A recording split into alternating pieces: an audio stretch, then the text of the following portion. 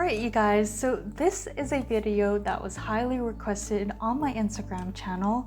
So when people come across my profile, they almost always ask me, how did you manage to dance professionally and go to Harvard at the same time? So today in this video, I'm going to try to answer this question in the most detailed way possible for the first time.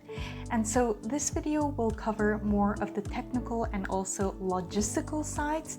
So if you're not really interested in that kind of stuff and you get bored, you can always skip around with the timestamps. But I do think that I just want to give the most detailed explanation possible of what I did and how I did for anybody who is going through a similar situation. And so I hope that by sharing my story from someone who went through a very similar pathway, I can give you some sort of inspiration and also reassurance that you are on the right track. Alright, so in this video, I'm going to start out by first talking about what kind of ballet company I was in, how many shows we had, how many hours of trainings we had, etc. And then we're going to talk about Harvard. I'm going to talk about the specifics of my degree, what kind of degree I did, what I studied, how many years it took for me, online on-campus ratio, and all that kind of stuff. And then I'm gonna move on to schedule, what that actually looked like in my day-to-day life. And then I'm gonna talk about some of the mindsets that helped me get through all of this. All right, let's go.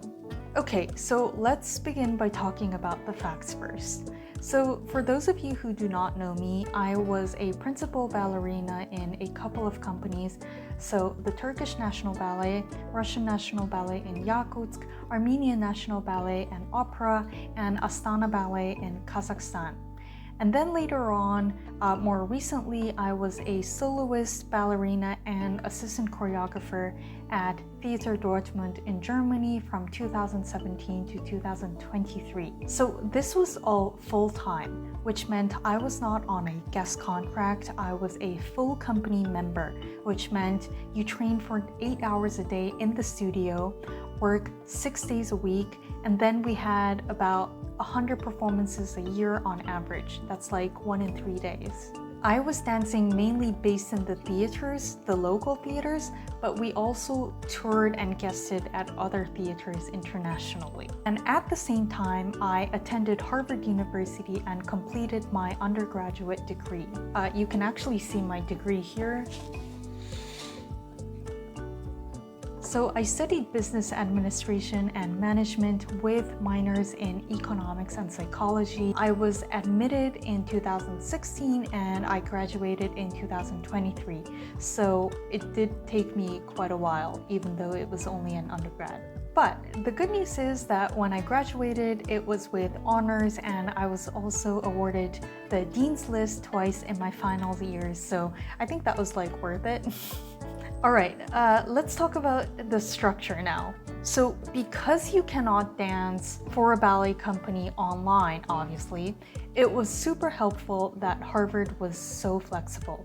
So the way it worked was 25% of the time I was studying on campus in Cambridge, Massachusetts, and 75% of the time I was dancing around the world and taking light classes online. And like regarding courses, they offered different course formats. So like first of all, they had the standard on-campus courses, which were like a semester long and took about like 4 months to complete. And then there were the intensive versions of that, where you could do 4 months of work in 3 weeks. So that was usually in January or in the summers. It's like super intense, super intense. But then there were all these other online options at Harvard which were like great for someone like me. So there were the online courses, which were basically pre-recorded classes that you could complete whenever you liked. Then there were the web conference courses, which were my favorites. They were like lectures on Zoom and they were like real time, so you could like ask the professors anything. And this I did usually at midnight because of the time difference between Germany and Boston. So the only times that I was available during my weekdays because of performances and rehearsals, and I had to keep my whole day available for the ballet company, the only time then that was available was during my sleeping time. And so you will see later that I would take these web conference courses from 11:30 p.m. till like 2:30 a.m., which was like crazy. But they were also a lot of fun. And then there were the weekend-only courses where you could attend a course live just on the weekends, and then you could attend the rest offline. So these were basically the different course formats.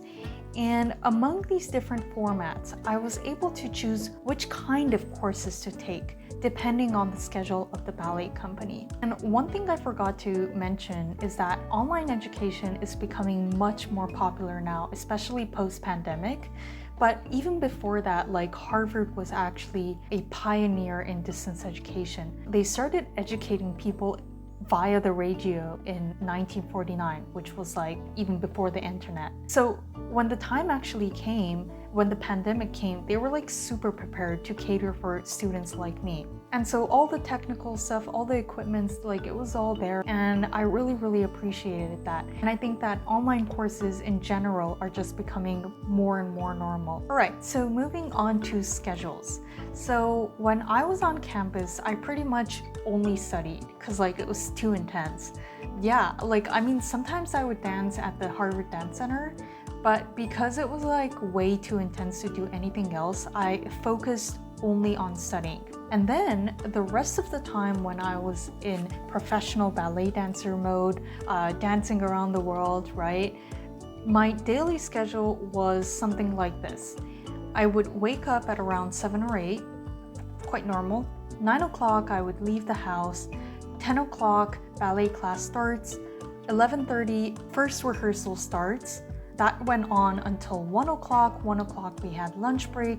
Then at 2 o'clock we had the second rehearsal up until 6 o'clock. 6 o'clock we were done for the day if we had no performances, and if we had performances, then we did makeup and hair. 7:30 show starts. That went on up until 9:30 or 10. 10:30 I get home, I eat dinner, and at around 11:30 my lectures would start, and that went on until around 2:30 a.m. Then I'd go to bed around 3 a.m., which was really unhealthy, and sleep for about 5 hours before repeating the whole thing again. This is, by the way, the absolute busiest day. You know, this full schedule where there were rehearsals and shows and midnight lectures all in one day, that only happened maybe like twice a week, thank God. The other days were a little more chill, so there would be like rehearsals and performances, but like no lectures. And thank God for that, because if I continued with this crazy lifestyle every day, I would have probably died. And I do not recommend this kind of lifestyle to anybody. But I'm just showing you that this is how a day in my life looked like when I was at the busiest and most productive. Alright, that being said, let's move on to mindsets. Obviously, it is not easy to have this kind of lifestyle for like 7 to 8 years, but there are certain mindsets that help me make my life easier when I was trying to juggle these both worlds. So let's go one by one. Point 1, work smart, not hard. The guiding principle for me when I was doing all of this is, how can I deliver the maximum results with the minimum effort, right? So I constantly thought about this in both ballet and academics. This meant not working hard in everything. You need to select and focus only on what is absolutely necessary. So in my studies, it meant putting in the effort only when it counts, and letting myself be lazy in other parts, because otherwise I just like wouldn't last, right? Like for example, if a final essay was worth 40% of my grade in that course, I was focusing intensely on that. And if there were other things like, you know, oh, you need to do like a weekly discussion where you get a 10% participation grade as long as you posted anything. Obviously, like I didn't invest so much time in those things. I mean, it's kind of obvious, but you just kind of need to be like strategic, right? And in ballet, it meant something like not practicing more than you need, because otherwise like you'll just exhaust your body and like I wouldn't have been able to concentrate on my lectures otherwise. So that also meant when rehearsals are done, you just get your bag and just leave the studio. I don't understand, like a lot of dancers don't leave the studio like until the choreographers or directors leave because they want to show that they're committed. I mean, like, you can practice if you want to, but if you're just practicing just because you want to show that you're practicing, you're not actually practicing. So avoid these time-wasting and energy-wasting things. This is how I always try to deliver the maximum result with the minimum effort. And the thing is, what happens then is that people think you're lazy. You know, especially in the case of ballet, if you're not constantly moving in the studio for the sake of it, right? And God forbid you are like saving energy for your performance while the other ones are like dancing like hell. People will think that you're lazy. People thought and maybe still think that I was lazy. Like my colleagues used to always make fun of me about that, how lazy I am. And that's fine, you know, like I can live with that.